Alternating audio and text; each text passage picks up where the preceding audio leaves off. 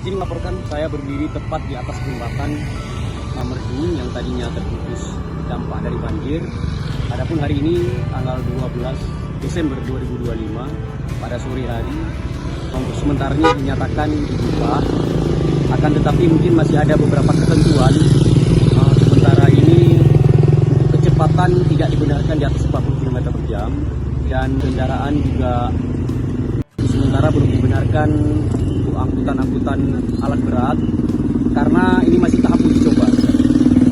Demikian jalan kami pastikan akses jalan Banda Aceh menuju Biren ini aksesnya sudah dibuka untuk yang seperti terlihat kendaraan sudah mulai melalui akses jalan ini.